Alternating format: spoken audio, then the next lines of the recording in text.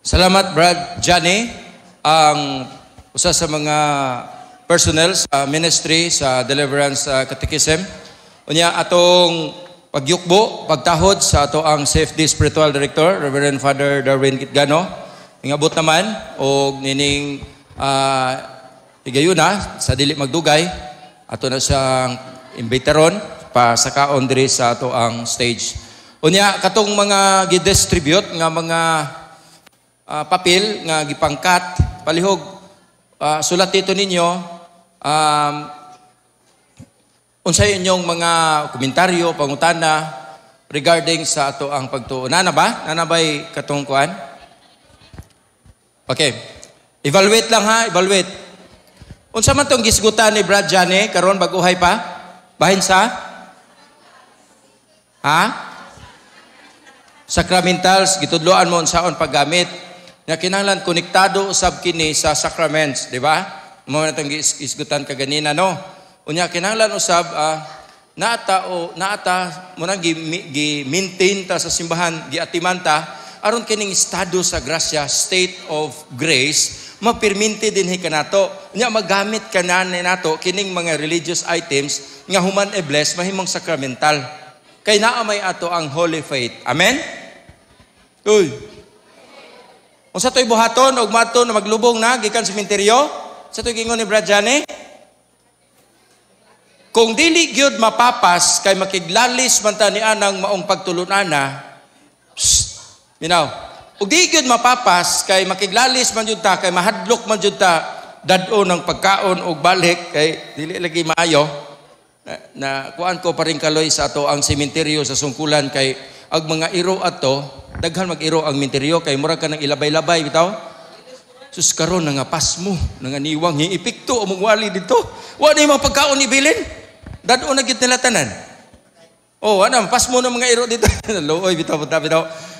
So, muna kung mao manggaling na ipadayon ang atong mga pagtulunan, kabahin anang maot iuli gikan sa sementeryo nya mga butang, dili na ta matingala sa atong katilingban karon.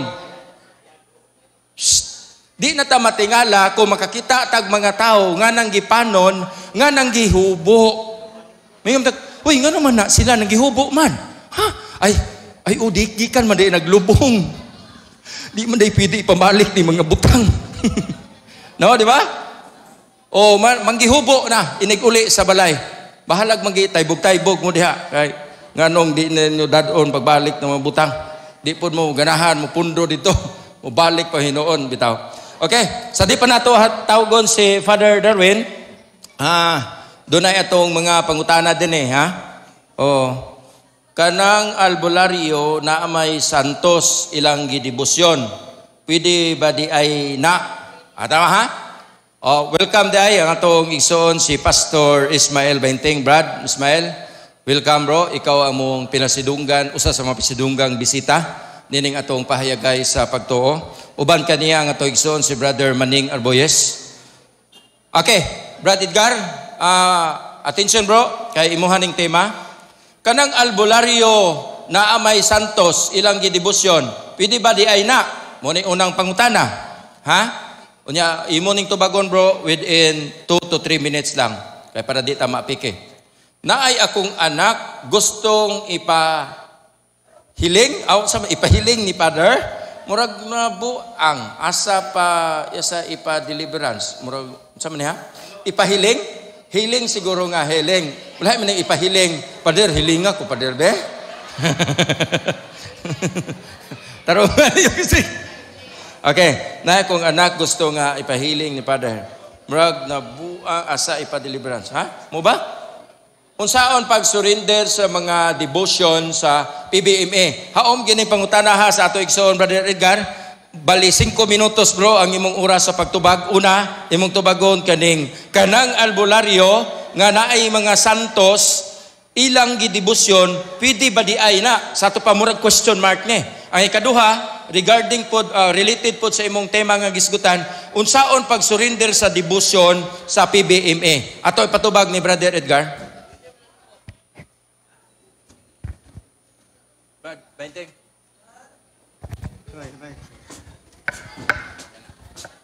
Okay, so ako naman lang gisulti ka kanina nga kasagaras mga albularyo doon ay mga rebulto. Pero kato ako ang master, dili man gito siya Katoliko. Dito siya Katoliko, pero ang PBMA open siya, non-sectarian ang PBMA. Bisag usapay imong tinuuhan, welcome ka sa PBMA. Pero ngano man nga nagtinil man og Santo Niño ang akong master, ngano man. Tungod kay ang kasagaran nga mga magpatambal Katoliko. Unya kay adto man dito ibutang tag 20 niya. Kinsa may moadto namo? Kinsa man kunin mo dool kung naong sayawa ang ibutang? Naong sa demonyo. Sa ato pa, usala ni siya kapanglingla para muadto ka. Uy, mingo ka. Lah, Santo Niño man niya. Okay ra dahil ni kay Santo Niño. Ang usapod kay San Antonio di Padua. Ang usapod kuan. Okay ra dahil ni. So diha ka malipat. Nga naman, buhaton sa tanang paagi sa yawa para ka malingla. Usa lang na siya kapanglingla. Pero ang power nga gigamit nila, dili gikas Ginoo. Nga naman, kay ang power sa pag-ayog mga masakiton, naaras mga pari. Tanawan ako na sa Santiago 5:14. Kung adunay nagmasakiton diha kaninyo, ipatawag ang mga pari sa simbahan. Ang pari magdihog og lana. Uban ang pag-ampo. So, wala ng pari. Yang anong adto mamuanong albularyo, nga ang ilang power, gikan na sa demonyo, nga nakuha nila gikas mga katiguangan, human sa tahas sa mga katiguangan, sa minteryo, dito sa langob, kinsa may ilang pangayuan o power. Ang mga espiritu nga nas palibot. Kung bingon mo nga, ang mga orasyon nga among gilitok, dihay orasyon ako, akong gipakuan ni Jando sa Google. Naglibog ang Google, kay dili lingwahe.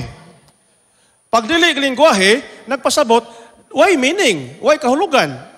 Kung sa may gingon sa itong Ginoo diha sa Mateo 6:7, ayaw ka mo paggamit og mga pulong nga way kahulugan. O sa man ang mga pulong way kahulugan? Mao na mga orasyon nga nas librito. I-search kuno na ninyo. Ang tanang pulong sa tibuok kalibutan naa nay mga meaning. Pero kana i-search kuno, wa. Ang bote masabot, yama ra na siya. So mao na ang tubag ninyo ha. Usa lang na kapanglingla para naatay customer. Kayog yawa, ato ibutang diha, larawa siyawa, kinsa may modool na mo. Inana na siya ang tubag. O sa tungo sa bro? Kanang albularyo, nga may mga santos, devotion, pwede ba na? Dili na pwede unta. Pero kuan man, naama po yung mga albularyo nga mga Katoliko. So nahaluan lang ang iyang pagtuo. Doon ay tinuod nga pagtuo, naapoy patuo-tuo. Mo nang ano apo, naapo sa ilarawan. So dili na pwede nga manangalagad ta sa duha ka agalon. Ang Ginoo lang dili sa demonyo. So inana na siya makaison. O saan pag surrender sa mga debosyon sa PBMA? Dali naman kayo. Kay kung mo decision ka, number 1 decision. Di na pwede ma-surrender kung wa kay decision. So nga akong pag-decision, gisurrender na ko tanan ako mga librito, sing-sing tanan. Gamit na ko pag opera katong kanang espiritual. Pag ingon nako kanang master, di nako mahuno nako pag panambal, dili nako. Sa pagdesisyon nimo, mao na siya. Surrender na. So mao na sinugdanan sa pag-surrender, decision nga mobiya. So mao na itubag sa pangutana. Okay, salamat kayo Brother Edgar. Logan, atong pakpakan si Brother Edgar. O unya sa Biblia, mga igsoon, ninganan ba? Pinadayag, Kapitulo 3, versikulo 16, dili pwede nang magduha-duha. Dili pwede nang mutuo kag dili Ginoo, mutuo po kag Ginoo. Ingon di sa chapter 3, verse 16, kinahanglan init ka o bugnaw. Kay kung init-init ka, iluwa ko ikaw. Asa ito mabasa? Gipadayag, Kapitulo 3, versikulo 16. Kung diboto ka sa pagkabinunyagang Katoliko, focus ta going straight dire sa ato ang doktrina. Munay usa sa ato ang project dire sa atong ministry sa Bible Rally with Father Darwin aron ikatikais kitang tanan. Amen? Okay. Okay na ba na po sa pag-surrender ang devotion sa PBM at paghapon na sa mga exorcist? Dahil laing pangutana, sa di pa na ako ihatag sa akong tuigsoon, Brother Kaloy, kaning pangutana, mubo lamang po nito bag ani. Naya kong anak gusto pahiling ni Father, si Paring Kaloy itong patubagon. Na isa ka pangutana gi-forward, kanang mag-rosary prayer need, bagayod o pagbasa sa litania or dili na basahon ang litania. Okay, matud pa sa catechism sa ato ang pagtuong Katoliko, kining mag-recite sa Litany of the Blessed Virgin Mary, usa ka na siya ka indulhensya partial. Partial indulgence. Unsa gali itong indulhensya? Isa man itong naka-attend og seminar na din Unsa itong indulhensya? Uy. Ang indulhensya, maoy pagwagtang sa silot gumikan sa epekto sa sala. Ang sala adto mapasaylo sa asa? Adto sa kumpisal. Ang sala mapasaylo sa kumpisal, pero katong nangumpisal nga perfect contrition. Dili po tong mangumpisal nga muraga binuang padre pa saylo ako padre kay nakapangawat ko padre. Sus Ginoo, dakong sala man na. Usa may mong gikawat, manok lagi padre. Napila man pug kabuok, napulo kabuok. Ay Ginoo, kadaghan pa pud anang mahal ra bang kilo ron. Daghan naman po na. Di sa pagkatinuod gud padre 5 raman. Di ta may 5 balikonon god. Ikumpisal na daan. Di na mao ha? Kanang mangumpisal tinid-anay gyud ha? Tinid-anay. Pero dili tanang silot gumikan sa gibug-aton sa sala mapapas.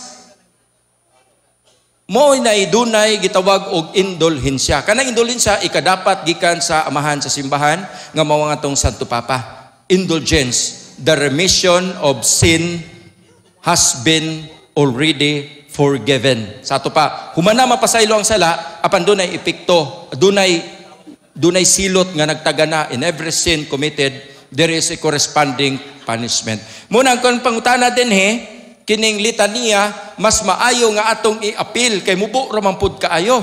Ha? Litania sa mahal nga birhen, atong gidayeg ang inahan, Birhen Maria, sa iyang mga titulo. Tiaw mo nang ingnon na nimo dito, inahan sa Dios. Iampo mo kami, di ba? Arka sa bag-ong kasabutan, iampo mo kami. Ang atong tubag ani mga igsoon, kung doon na kay igo nga panahon, apila, kay doon na siya indulhensya partial. Ang indulhensya partial, mao katoy pagtangtang sa pipila ka mga silot nga gitagana sa silot nga napasaylo na humani mo gikumpisal. Apan doon na inindot nga indulhensya kanang indulhensya plenaria. Katong tanan gyud nga imong silot gumikan sa epekto sa sala napasaylo og mamatay ka karon mudiretso na kag langit, mo nang indulhensya plenaria. Okay, atong balikon ang tubag atong appeal sa ato ang pagampo. Gawas na lang siguro og kanang wa gyud kay guide kay murag di man pud nimo malali mo memorize. Gawas atong naay mga memoryado na gyud ani ha. Okay. Sabi dili pa muna ko ihatag ni Father Darwin atong dapiton si Paring Kaloy ng atong presidente.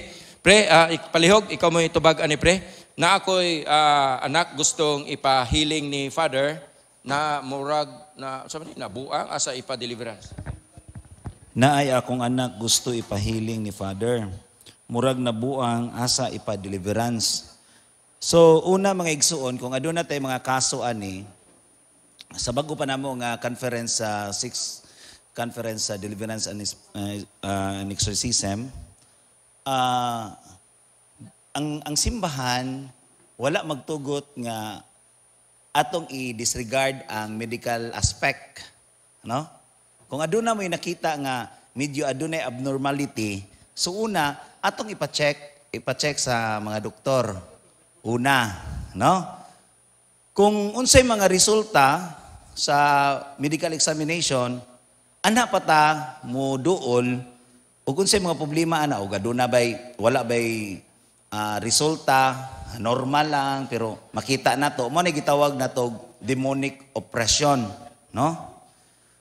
Kung adunay mga resulta sa medical examination, unya imong tan-aw dili siya normal ang paagi, pareha ningon siya nga murag nabuang nya ang resulta is wala magka-coincide nga medyo hebaw man ta nga adunay mga sitwasyon ron nga medyo matandog ang atong panimuot. Ang tendensiya na ato nang dadon kay ang yawa tungod sa atong physical illness, sakyan niya ang atong sakit. No, sakyan na to kung di na nato masabtan ba. Bisan ang doktor di na masabtan pero aduna siya yung mga medical nga resulta. Mo nang tendency iadto na to i-undergo na to og diagnostic prayer. Unsay mga diagnostic prayer nga tungkol ano niya. Unang mga igsuon nganong ang tao masudlan sa daotang espiritu about demonic oppression, demonic obsession, demonic possession tungod na sa wala ta sa estado sa grasya. No? Wala ta kinabuhi nga anaa sa kagustuhan sa Dios. Unsa may nakapahing ang Dios ningon ang Dios sa Isaiah 59 bersikulo 2, ang Dios mapahilayo kanato tungod sa ato mga daotang buhat, sala. Dili gusto mamino ang Dios nato kung kita ana ata sa kahimtang sa dagko na kaing sala nga atong nabuhat. Mabita tong si Job sa 42 bersikulo 8 nga naghalad sila mga pag-ampo alang silang kapasayloan wala pa pamatias sila sa Ginoo tungod kay makasasala sila. Mo nagipaadto ni Job aron mooy maghalad sa ilang pag-ampo alang sa kapasayloan. So ingana mga igsuon na ang sakramento. Duulang sakramento sa simbahan. Una, ana nato na makita kung aduna gyud mga resulta nga napag yung mga magpabilin nga mga abnormality, so ana na nato ang prayer of i-process na nato sa office. No? Dili man automatic, dili man ningon nga murag noodles nga instant nga inig deliverance maayo dayon. No? Gradual man, kinahanglan man nato pag paningkamutan ang atong gitrabaho, ang atong gipagtuo. Mao bitaw na nga kasagaran go nato mga igsuon, mulabaw ang atong unahuna, hinumdumi, kini atong unahuna, dili gyud ta mao ay makapugong sa atong unahuna. Mo nang aduna tay mga expectations. Pero ang simbahan, ang ministry nga gitukod ni Kristo dinhi sa deliverance, anaa gyud ang mga medical expert. Uban, mo bitaw nga naami doktor, duha ka buok doktor sa ministry. Na si Dr. Halad, bana og asawa, nami mga legal counsel, nami mga hanang psychiatrist. Mo nang ang anak gyud nato makita ang katibuk-an nga sulbad sa maong problema.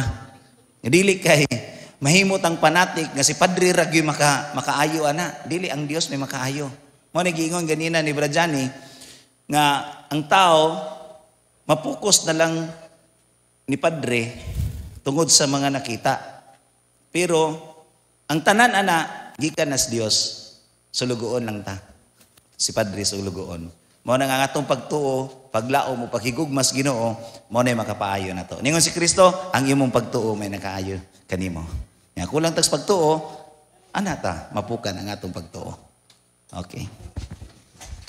Salamat atong suon paring Kaloy. O dunay mga diferensya nga na atong iuna dito sa medical experts kunya kung di na gid madala kung dunay spiritual nga kaso kunang ato idangop sa office sa deliverance. Okay?